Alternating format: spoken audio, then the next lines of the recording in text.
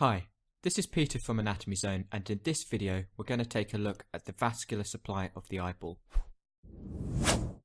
This video is a collaboration between Anatomy Zone and teachmeanatomy.info.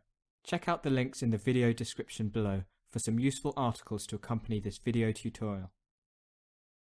The eyeball receives arterial blood primarily via the ophthalmic artery. This is a branch of the internal carotid artery arising immediately distal to the cavernous sinus. The ophthalmic artery gives rise to many branches which supply different components of the eye. From this view, you can see the ophthalmic artery arising from the internal carotid. Let's take a look at the main branches which supply the eyeball. You can see here the short posterior ciliary arteries highlighted in pink colour that pass around the optic nerve and pierce the sclera posteriorly to enter the choroid layer. I've just made the sclera transparent for a better visualization. The long posterior ciliary arteries run a longer course medially and laterally around the sides of the optic nerve and pass to the anterior aspect of the eyeball, piercing the choroid layer. Here, you also have the anterior ciliary arteries, and within the choroid layer, they anastomose with the long posterior ciliary arteries. The central artery of the retina is the most important branch, which supplies the internal surface of the retina. You can see this artery branching off the ophthalmic artery to pierce the sheath surrounding the optic nerve. It then pierces the optic nerve itself to enter the retina at the optic disc.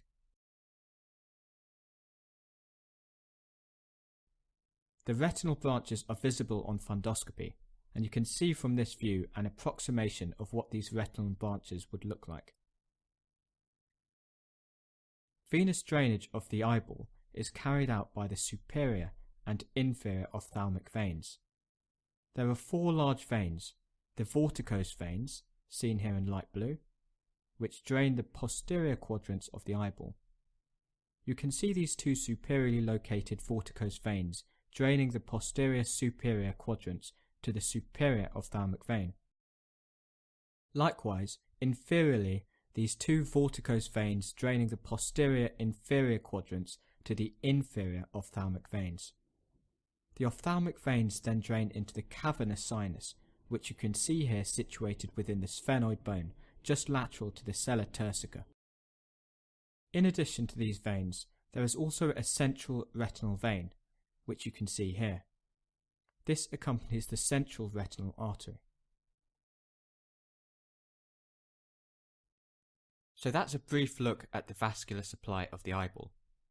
If you have found this video useful, click like below and subscribe for more videos on anatomy. Thank you for watching. The 3D models used in this tutorial were powered by the excellent and free Anatomy Learning app. Check it out for yourself.